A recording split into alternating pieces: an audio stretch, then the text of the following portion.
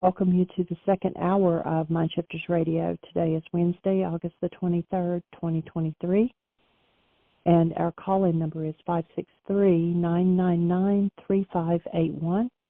Press 1, and that puts you into queue to talk to us, and we'd love to hear your comments and questions because that makes this your show. And I've put in the notes for today also his Pierre Pradervand's book called Messages of Life from Death Row, and that's about Roger McGowan. So I've put the title to that in the notes for today as well, so that you can tap in and read them, make them part of your life. I've always enjoyed The Gentle Art of Blessing, his first book, and I love his voice.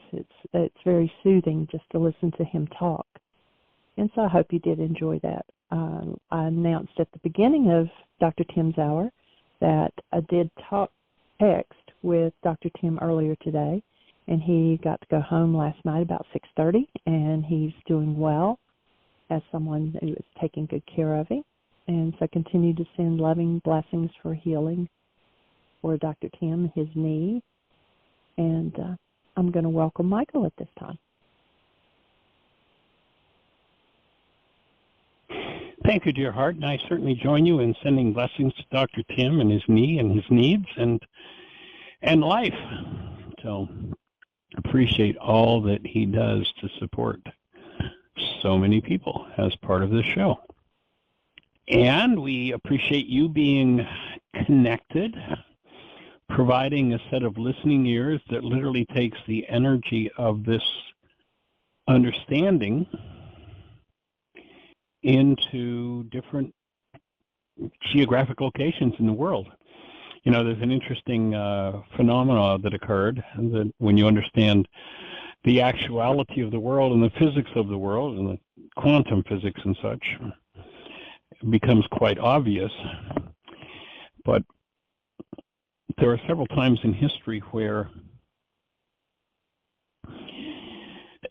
different people in different countries with no means of communication with each other, no means of interaction whatsoever. And, you know, the normal world mind would call it a coincidence, but there's no coincidence about it. It's called energy. It's the way energy works.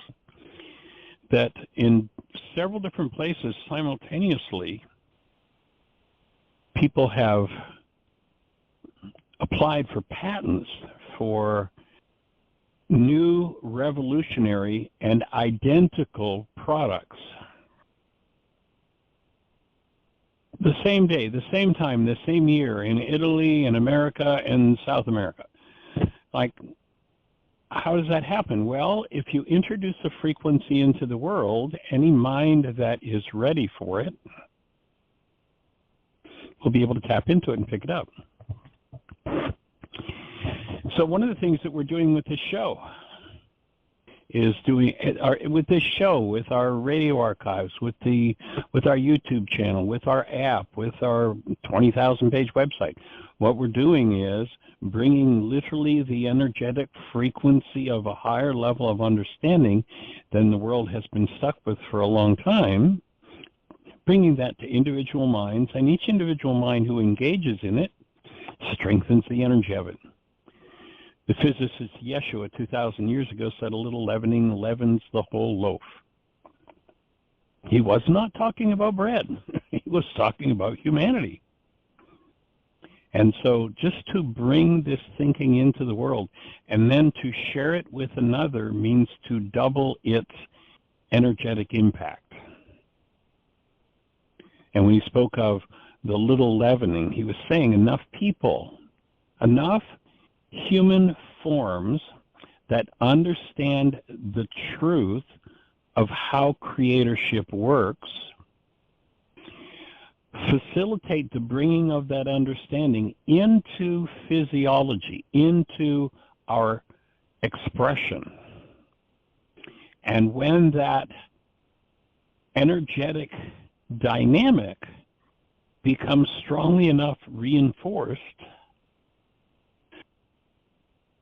by being held in a critical mass number of minds, then it instantly becomes universally available.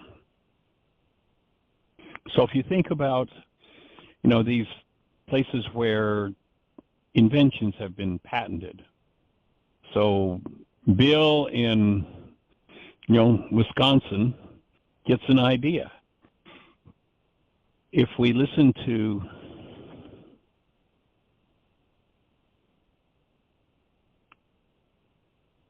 his name's not coming to me. We'll let that thought go. So Bill brings that into the world here in Wisconsin, and now the energy is available in the world. So if Henri in France is attuned to the same frequency, the fact that Bill in Wisconsin strengthened it, Henri, if he's really attuned and listening, can pick up that same energetic pattern. And then Horatio in South America catches the same vibe, the same energetic pattern.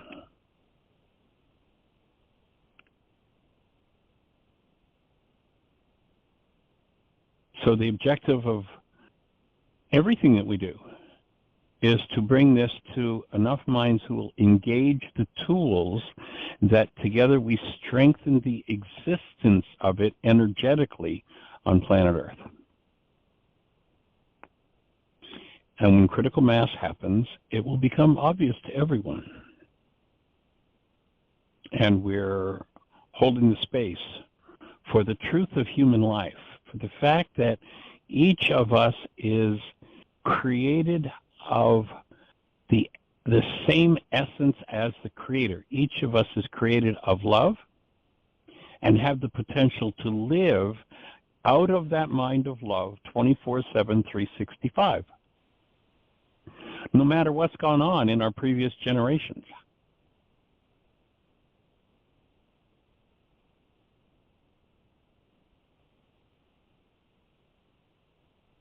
And the work of achieving that goal, or I might say that purpose,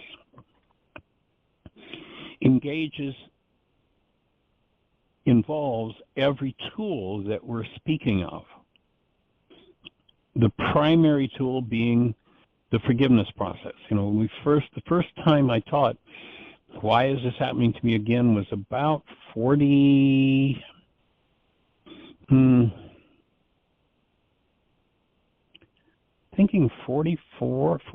years ago. And brought forward this idea of first century Aramaic forgiveness, which flies in the face. I mean, I can't tell you over the years how many people have said, Michael, why don't you just use a different word? Because nobody understands forgiveness. Nobody understands that you're talking about forgiveness. It's like, that's right. The whole, the ancient scripture said there'll come a time when the whole world will be fooled. Yes, the whole world has been fooled. Picking a different word isn't going to produce the result of shifting into truth. It's just an avoidance. So I've refused to do that and continue to bring forward a true definition of the word forgiveness, which is a tool with which you collapse the perceptual constructs of your mind that are based in any form of hostility, fear, or energy from the past. You access the underlying aberrant content, bring it forward to be exposed to the presence of love so that that energy is transmuted. And by so doing, you make a space for yourself to experience yourself as the presence of love and bring that expression into your world. That was the first workshop that started this out 40-some years ago.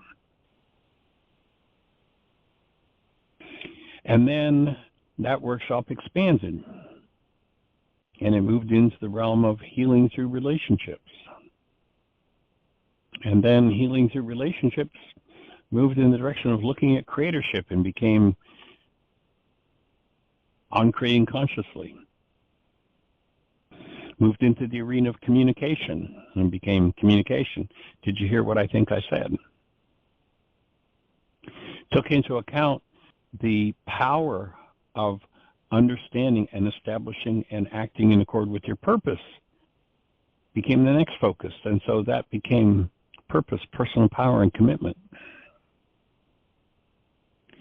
The obvious need for healing, the undoing of patterns based in hostility or fear opened up, and that became empowered to heal.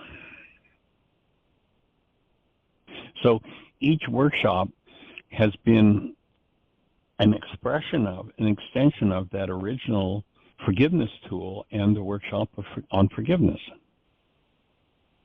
And the importance of the breath became obvious, and so that became still point breathing. And the obvious need to have a tool to access unconscious dynamics that need to be rectified for this whole thing to happen became mind shifters. So you can see how each tool broke out of that original foundation. And the fact that your ears, your brain, are replicating the frequency of these words right now, whether you're in Sweden or you're in Brazil, South America, whether you're in Australia. Hi, Bob. I hope you're rocking and doing well. Whether you're in Canada, Russia, Germany, wherever it is, bringing the frequency into that geographic location intensifies the presence of those principles on the earth. So that's what we're here to do. And we invite you to pass it on.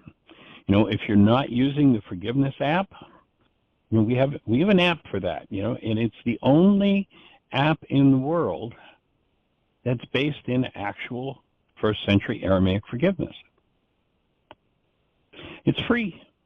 Go to your app store on your phone, type in the words Heartland, one word, Heartland, Aramaic, Aramaic. By the time you've got that typed in, you'll be seeing a red glowing heart, and that's the app. Download it, share it, tell other people about it. You can do the worksheet process right there on the app. The app was purposely designed to be extremely private. It only asks one thing of you. It doesn't ask if it can, you know, dial your phone. It doesn't ask if it can send text messages. It doesn't ask if it can change the content of the drive. It doesn't ask if it can make phone calls. None of that. It's got one thing. It has to be able to use the internet. And if you give it that permission, then you've got an app that will work to bring forward forgiveness. Choose to save the product of your work as you do a worksheet. Then it will make you make one more request, and that is that you give it permission to save to the drive so that you've got somewhere to put that worksheet. So the app is there. It's free. You can go to our website. I'm not even sure how many pages, over 20,000 it is, but it's huge. And it's basically, we've efforted making a record of everything that we've discovered over the last 50 plus years of bringing forgiveness forward a la first century Aramaic Yeshua, as opposed to the Greek idea of, I'm going to pardon you for what's going on inside of me. So the app is there. You can do the forgiveness process right on the website, whyagain.org. Go to our site. You can actually fill in the blanks, do the worksheet, print it from there. You can print blank worksheets from the website. You can go to our YouTube channel. The main workshop, Why Is This Happening to Me Again, is now available free up until just a few months ago. For the last plus years, it's been a paid workshop. When we traveled and taught it, it was always free, and we invited people to support us with donations. But the only way it's actually been available until just a few months ago is if you wanted to buy it. Unless you attended one of our live workshops, you could buy the DVD or the CD. And we were doing the Hear My Voice book club in London, England. And we did that workshop live. So there's one version of it. And then there's a marriage group on Facebook. And the fellow who started that marriage group asked if we do a Why Is This Happening to Me Again workshop for their marriage group. And so that video is available on our YouTube channel. If you just go to YouTube and type in the words Michael Ryce, R-Y-C-E, that'll take you to our channel. If you start scrolling through, you'll see Why Is This Happening to Me Again, 3-hour, 3-minute workshop.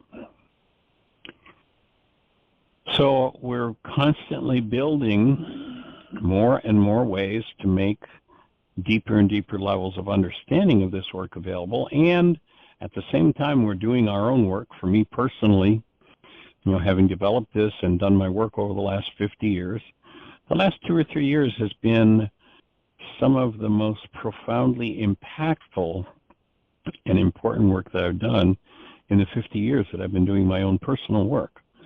This isn't something that, you do in 5 minutes. It's a lifetime of work. And I recognize for me personally that the deepest levels of work have come in just the last 2 or 3 years. So it's a process that takes time, and we're inviting every mind, heart, and being on the planet into that process. So this radio show is to be here to support you with that. So we're honored and delighted that you're here to be part of the program. And Miss Jeanie, do we have anybody in the phone queue with a hand up, or anybody in the chat room with a thought for us? Nope, it is all quiet. We have several people on the switchboard. Press 1, you're first in line. We have 43 minutes. And if you're not on the switchboard and you're listening to the show through one of the other stations that it's broadcast through, if you call into the show, and our call-in number is 563-999-3581. If you call in, you'll be listening to the show directly. And then if you push 1, that will raise a hand in the control panel, and we'll be having a conversation. So 563-999-3581. Push 1. Let's have a conversation about it. What's happening in your world?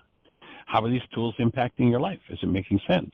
Did the presentation we did over the last few days make sense on the codependence to interdependence dynamic?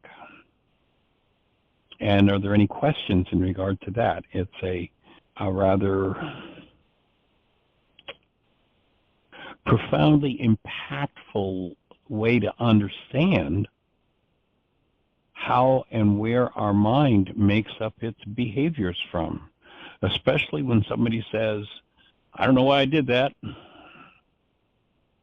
Especially when somebody says, I'm never going to do that again, and then does it again.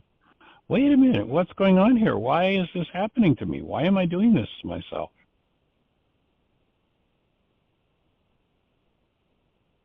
Well, why is this happening to me again explains all of that in pretty complete detail, and then offers the reality management step-by-step worksheet process. Here's how you change the content of the mind. Here's how you access the deeper hidden parts of the mind, which were called the unconscious. And if you listen to a psychologist or psychiatrist today, they'll tell you that 80, 90, 95, as much as maybe 98% of our thoughts are unconscious. In the ancient scriptures, the unconscious mind was called the heart. You remember they said, take care of the heart, for out of it are the issues in life. Most people are trying to take care of the other guy because they're in total denial that their own unconscious, their own heart, is involved in their lives and the issues that they keep repeating and cycling around to again and again and again. I feel very blessed that the universe reserved that title, Why Is This Happening to Me Again, for me, because it's such an obvious one, and one that virtually everybody, when we ask the question, kind of laughs and puts their hand up. Yeah, I've been there, done that. And the truth is, it's not really why is this happening to me again, it's why am I doing this to myself again? To recognize that whatever it is that is my why is this happening to me again experience, it's happening inside of my mind. And when I recognize that I am a creator, what I hold in my mind becomes, especially in my unconscious mind, or again, in the ancient scriptures, what they called the heart, especially what I hold in my heart is going to come back and play out in my life again and again and again until I learn to remove it from my heart, remove it from my unconscious. And the tool for removal is forgiveness. Nothing to do with letting somebody else off the hook. Simply going inside myself and removing what never belonged. When you start to do that process, it tends to get pretty intense because we live in perhaps the most drugged culture that has ever existed on the planet. It's almost impossible in this culture to walk into a grocery store and buy anything to put in your body that doesn't have drugs in it. Almost impossible. We are, I would offer, the most drugged civilization that has ever existed on the earth. Caffeine, sugar, salt, nicotine, rancid oils.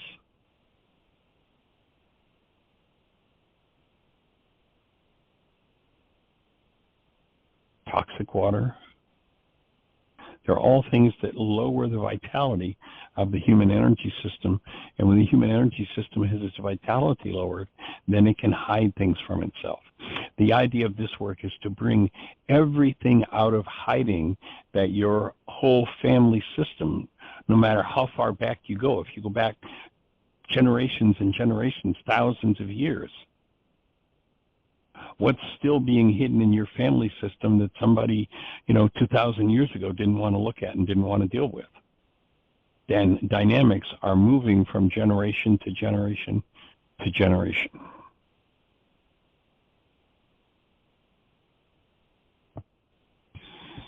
So what's the work I need to do to clean that up? And that's what we're here to talk about. Any thoughts for you, Miss Jeanie?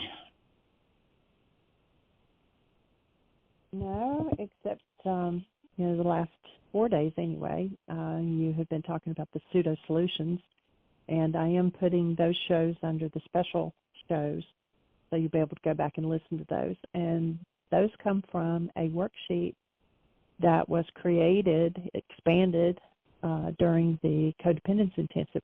It is a total is just for those that are in the intensive.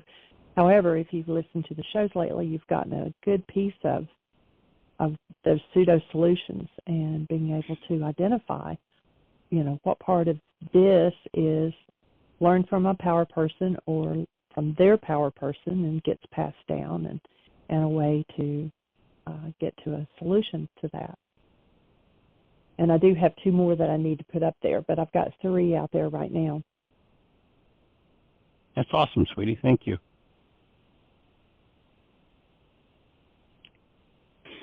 So if you're out there in listener land, what's on your mind? Push 1. Let's have a conversation about it. Anything to share about your process? Anything that's been particularly enlightening that if you share it might inspire someone else? Anything that's been particularly challenging that you need support with? Any questions about any of the tools?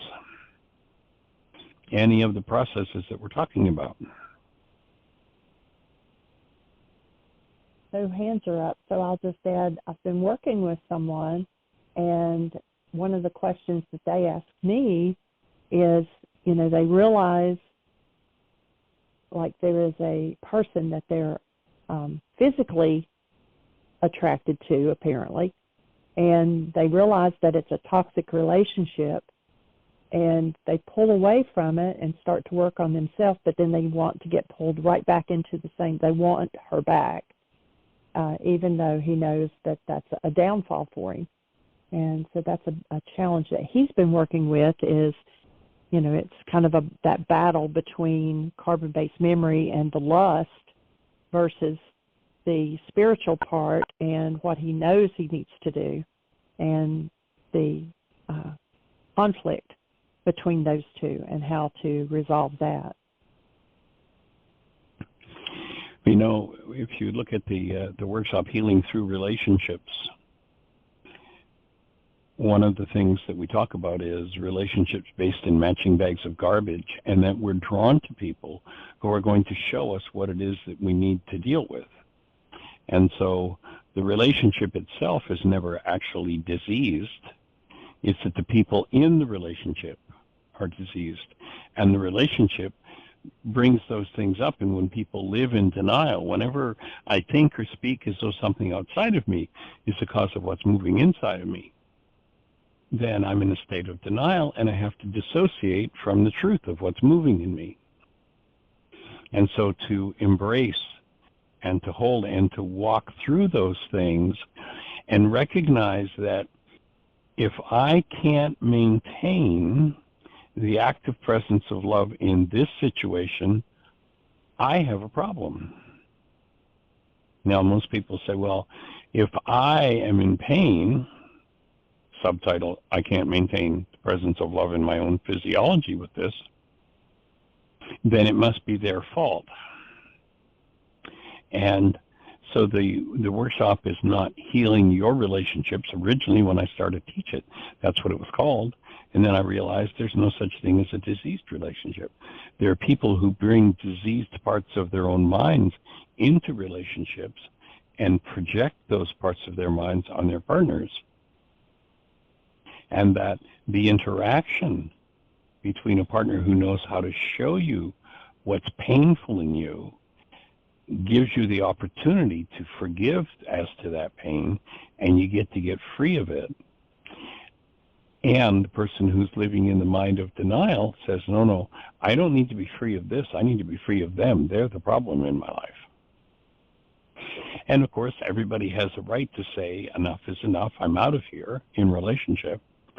But certainly, as you know, Jeanie, that if somebody's going to walk away, you better do your work, or you're going to be pulling somebody else back in to do the same stuff. And that's based on the understanding that we're creators and that we create the results that happen in our lives. And when we're willing to collapse the mind's lie that it's all about somebody else, then we get to come back to cleaning up what may be dynamics that go back several generations in our bloodline.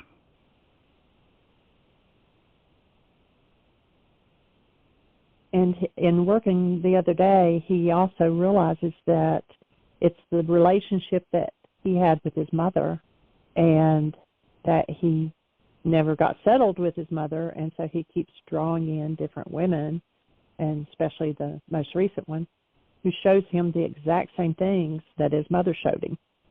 And, it's an opportunity once more to clean that up.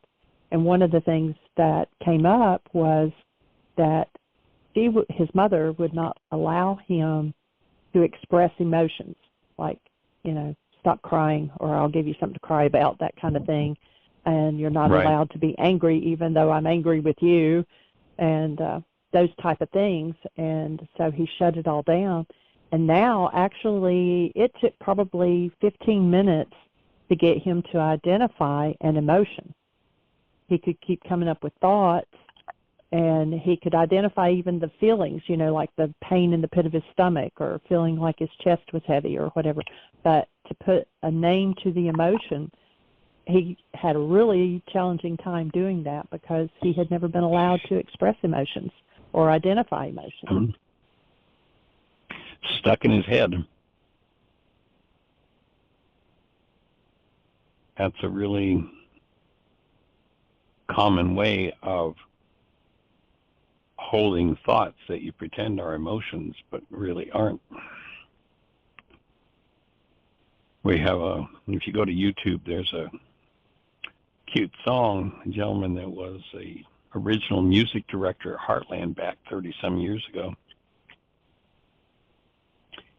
And the title of the song is Stuck in My Story, My Pain and My Glory.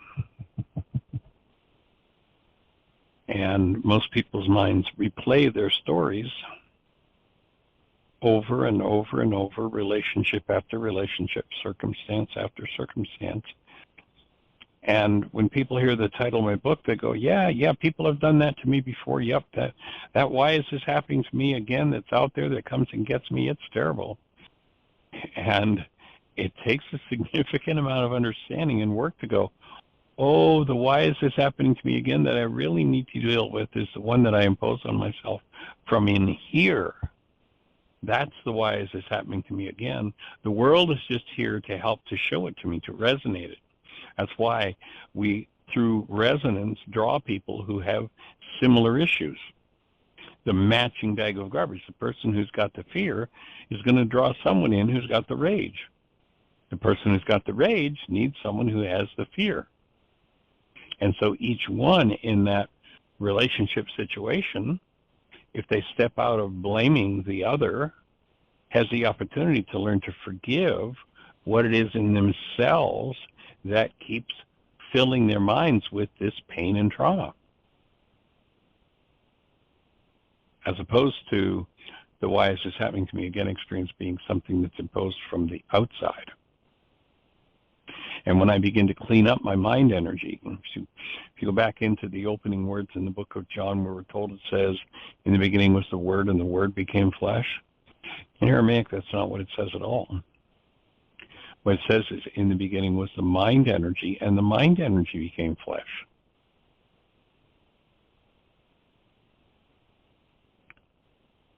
It would seem to be a very good thing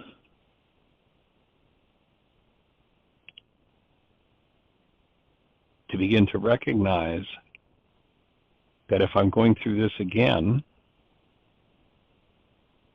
that I must be involved in my life and that it isn't all somebody else. So the use of the tools basically sets up the collapse of the perceptual constructs that carry the lie that it's all everybody else's fault, until one stands in a space naked enough and willing enough to look at their own unconscious dynamics. And then to take all forms of perception based in any quality that relates to hostility or fear and learn to remove those energetic patterns. And that's what the tool of forgiveness is for. To remove those energetic patterns. And to do that, to reach down to that depth of unconsciousness, access it and clean it out, usually takes many, many, many repeated efforts to step down into that deeper part of one's own mind, to step back past the projection where the mind says, oh, this is being done to me by them, when the truth is the energetic pattern that I'm suffering from is one that's in my own mind and in my own body. And to recognize how those patterns of thought based in pain impact physiology and turn its vitality downward into a disease condition. To face and let go of every disease of your bloodline is one of the challenges of this work. To be able to embrace in love every interaction rather than get lost in the hostility and fear-based mind that tells you that the problem's outside of you.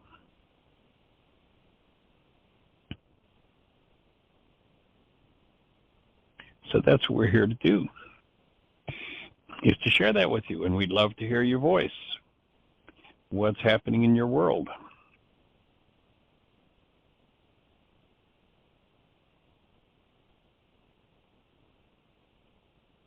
Push one, let's have a conversation about it. I'm kind of in a very mellow space and ready to just get quiet and breathe with everybody if there aren't any questions.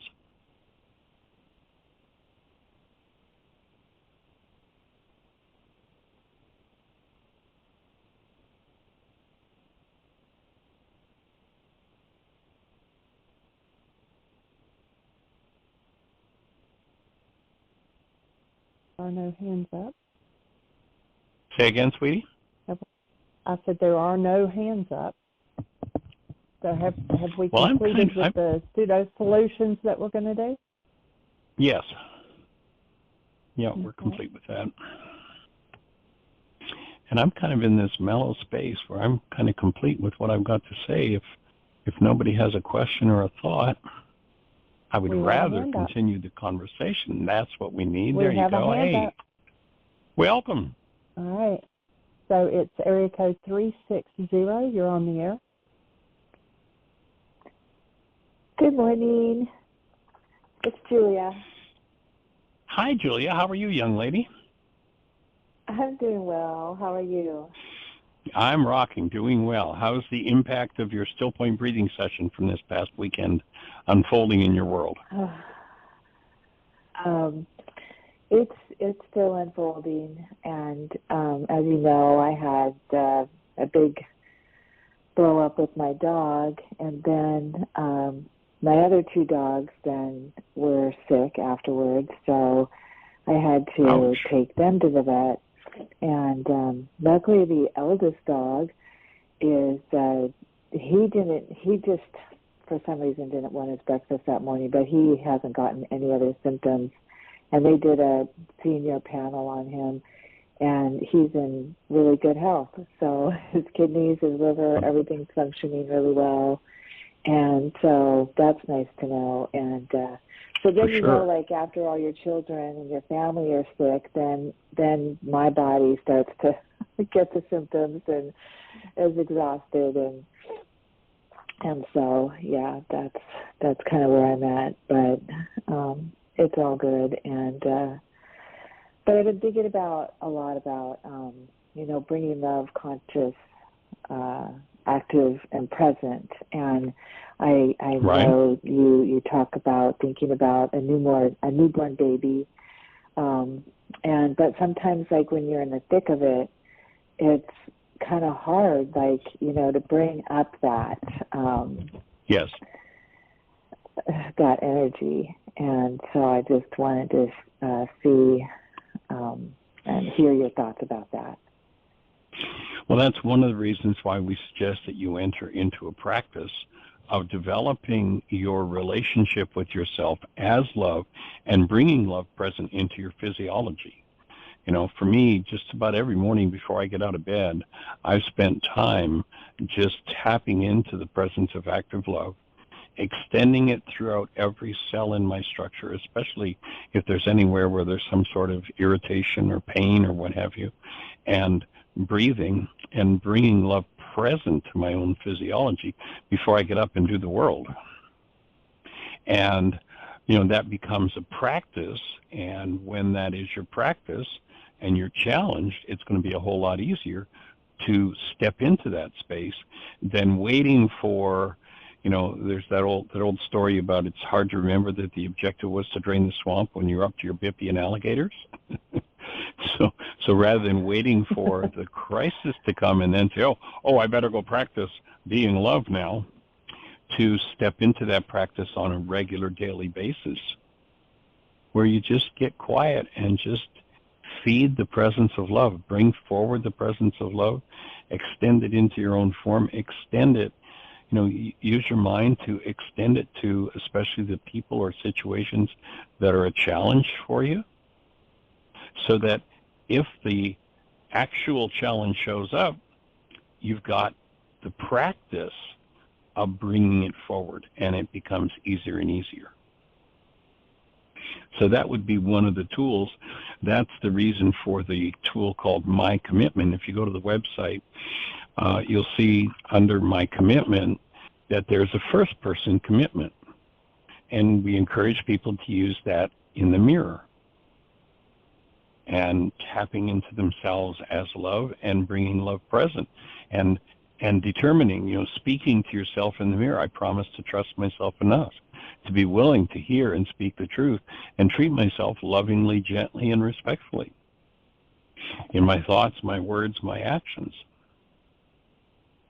So you're engaging in bringing that presence to your own life. And ultimately, if we go back and listen to Yeshua 2,000 years ago, he says, in order for you to live, you've got to die. And it's like, well, how does that make sense?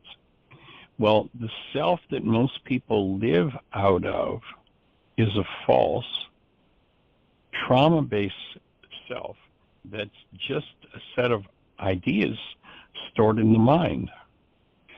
That self itself, by definition, edges the presence of love out of our lives. It's like struggling against that, if it's strong enough, is a challenge for people. You look at that word ego, ego. If we define, as the ancient scriptures do, the Creator as love, God is love, ego, edging God out, these states of hostility and fear that push love away from our experience. And if you look at the level of drama and trauma that most people live with in the world, it's like, where is there a space of love?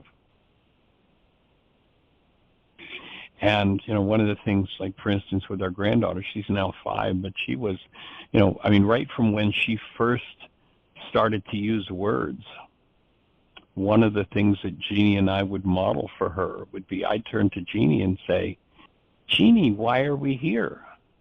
And Jeanie would say, to be love. And then she'd say, Papa, why are we here?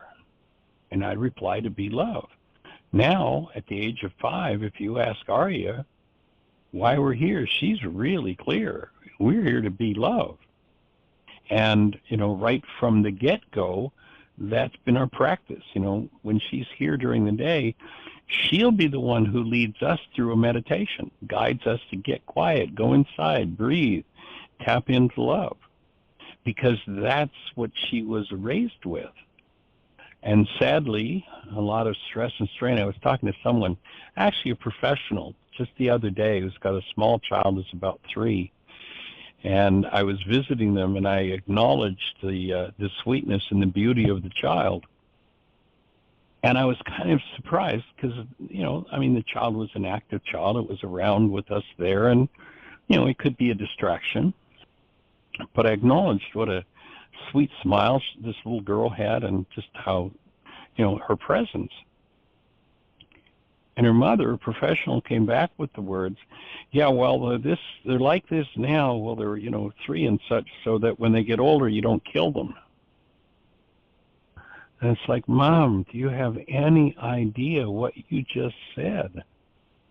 Do you have any idea what you've revealed about your own upbringing? That you would even have that kind of mind energy related to this sweet presence of love that's your daughter. And yet that's the way of the world. That's the world mind.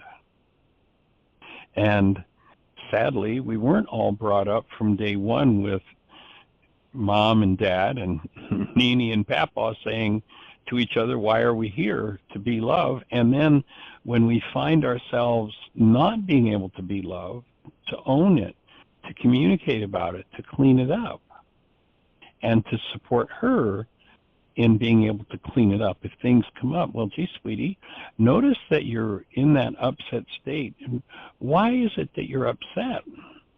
Well, I said, well, so notice that you have a goal. And so we've taught her that goals drive the realities in our minds. We have a game we play with her. We were doing this at about 3.5, playing the game of having different realities about any particular event in the world, so she knows that reality is a product of her mind. And so she already understands that, and that everybody has different realities. And so when we come along, when I think about myself, I wish I had been given this understanding at 1, 2, 3, and 4, how different life would have been. And or even when I first started to engage in it, when I first started to engage in this work, there were a lot of people talking about love. The demonstration of it, the actual application of the tools, was rare to be found. Oh yeah, they talked about it, but when you turned around and if you violated a goal they had, they were ready to puke all over you no matter what.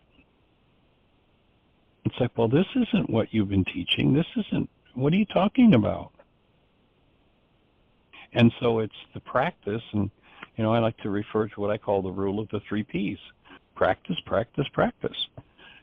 You just have to engage the tools until when you realize that this, what we call a mind, but is really just a multi-generational database called a body-mind unit, that has generations and generations and generations and generations of thought patterns, of word patterns, of emotions in it. And sadly, for many people, not much of that was based in actual love, in actually realizing that our very being is love. There are a lot of thought disorders around just about everything for most people. And so when you realize how massive this multi-generational database is, and that it's governed by one law, and that law is the law of inertia. If you remember the law of inertia from physics class in high school, a body moving in a particular direction at a particular rate of speed will tend to continue to move in that direction at that rate of speed until it's acted upon by an outside force. Now, if you just look at, I'll oftentimes invite people to do an exercise. How deeply have we been brainwashed, and where did our brainwash come from? Well, let's just look at one source in our world. And I invite people to take a piece of paper and sit down in front of the TV set and draw a 1-inch margin on the left side of the page. So if you've got an 8.5 by 11 page, there's 1 inch on the left, and then there's 7.5 inches on the right, and an 8.5 by 11 page. And I invite people to turn their TV on and spend no more than 3 minutes on any channel, and just flip from channel to channel to channel to channel to channel. And every time that you hear someone speak a word on that television set that actually refers to human life as love, to us as the presence of love, put a check mark in the 1-inch column on the left-hand side of the page. And every time you hear a word based in hostility or fear, put a check mark on the right-hand 7.5-inch space. If people sit down and do that exercise, they'll fill pages and pages and pages and pages with check marks on the right side of the page, and they won't have one 1-inch column filled in on the left of words based in love. You listen to Yeshua, and he says the power of life and death is in our words. They're the frequencies that we engage in, and that's the way I mentioned the other day, that's the way we're spelled. They talk about spelling in school as though it's how you put letters together, but you think about it, and most people are put in a state of a spell, and sadly, the world's dynamic. I mean, just watch the news, watch the TV, watch what's going on in the culture, and so much of it is based in hostility or fear, and people are put under the spell of hostility and fear. And, they're told just horrible things about themselves. I can remember back about probably 15 years ago, Jeanie and I were in Fort Lauderdale, and we were invited by some people to go to a church that we probably wouldn't normally go to as a big, well-known televangelist type church. And we went, and there were about 5,000 members there. And there's a service, and there are about 5,000 people gathered. And if I remember correctly, I think it was 13 kids that they were inducing into membership in the church. It was like this particular service they were opening with bringing these kids into the church. And it was absolutely appalling, because here's a church supposedly teaching about this man Yeshua and the presence of love as life, and that's what it's based in. And the first thing they made, in order for these kids to become part of the congregation, they had to stand up to them at the microphone and tell this group of 5,000 or so people who were there joining with them and supporting them that they were sinners. That was the proclamation. That was the entryway, the verbal assent that was required to become part of this teaching, supposedly based in the man named Yeshua. I thought about love. So when you look at the inertia-bound propensities of the world, yes, it can be a challenge to step into that state of connecting with yourself as love, making real the truth that you are made of love, and forgiving everything unlike that until it's just natural, first nature. But that, to me, is the work that's required to do that.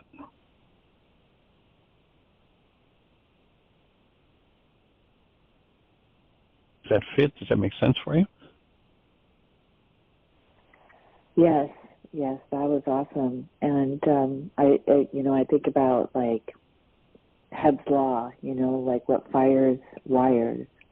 And so the more frequent that you're doing that, you're going to build up new data and loving data, like doing that first thing in the morning, and then also doing the commitment, reading the commitment, and not just for yourself, but the one that's for others also. And I just think it's so beautiful what you have been teaching your granddaughter.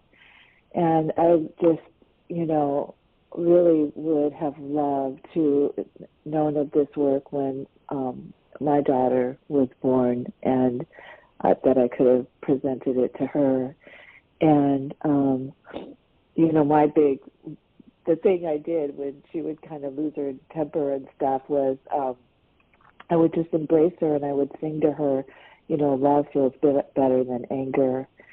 And but, I didn't have these tools that you have that are so amazing and awesome, and I'm so grateful to have finally come to find these and implement them into my life. And then I was like crying tears, like it just opened my heart so much when you said that about your granddaughter, and then you said that about the woman who said that about 3-year-olds, being cute because then you won't want to kill them. It's like my heart just went like, oh. Yes, like, oh my God, what are you saying? Oh. And for her, that was funny. It's like, lady, that's not funny. I didn't know her well enough. She's a professional. I didn't know her well enough to say, that's really not funny. And you better do some work around this violence toward your child. What kind of parenting? What happened that you would even think such a thing? And that's the kind of stuff that and I'm speaking of myself here too. Aria has been my teacher, and she has taught me on a whole new level. I mean, I had some of the tools when my kids were small. They're in their 40s now.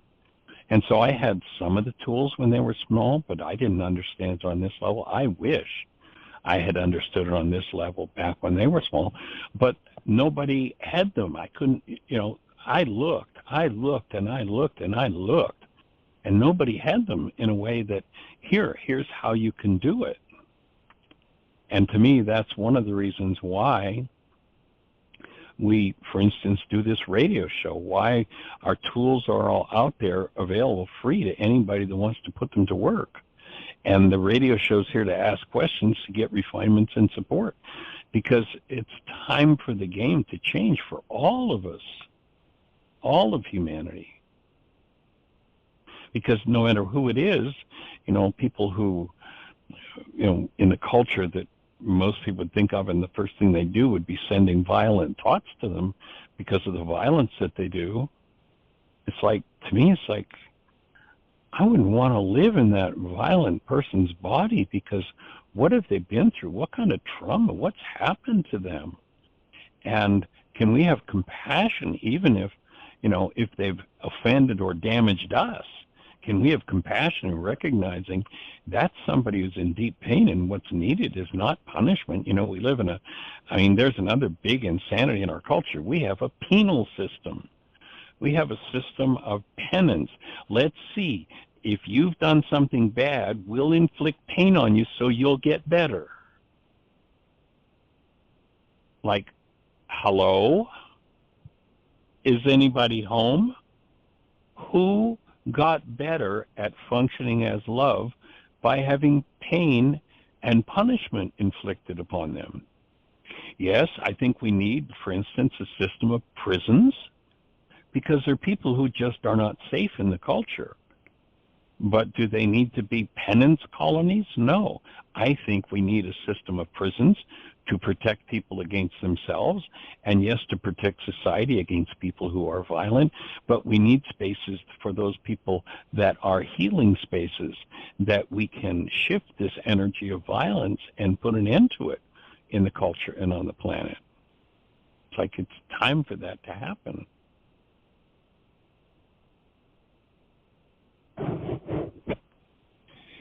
And when you realize that we're all, each and every one of us is working out of a multi-generational database that's got, you know, who knows how many hundreds and hundreds of generations within, and you start looking at the history of the culture, the trauma, the pain, the wars, the abuses, the you know, political insanity that's been done, like, when you realize that each one of us is carrying that within our own genes, the cleanup becomes quite a challenge. It's quite a project to do. And so the objective of this work is to make it available 24/7, 365 to every mind, heart, and being on the planet, so that everyone has the opportunity to step into, it's like, you know, I've spent over 50 years full-time, and when I say full-time, I mean double full-time, developing this work, but who's going to do that? You know, there aren't many people that are going to spend the time to develop the understanding, the brain cells for application and such. And so that's one of the reasons why we're here, to answer questions and support and put it out there so that it's accessible to literally to everyone, and then whoever chooses to support it chooses to support it. You know, when we traveled, one of the things that we would do is, you know, I mean, for 40 some years, we would go anywhere on the planet we were invited. We'd present our workshops free, and we'd pay our own expenses. And at the end of each workshop, we let people know the reason the workshop was free is because we're committed to giving it away. Whether you've got money or not, it's irrelevant. Here, take it, please use it, and pass it on. And if it fits in your life, support us, because that's how we keep it going. We do it for free, but, you know, we haven't figured out how to do it for nothing. And so each person that, you know, buys a DVD or makes a donation or pays for a workshop helps us to keep building and keep moving this around the globe. And so, and we thank you for your support in that.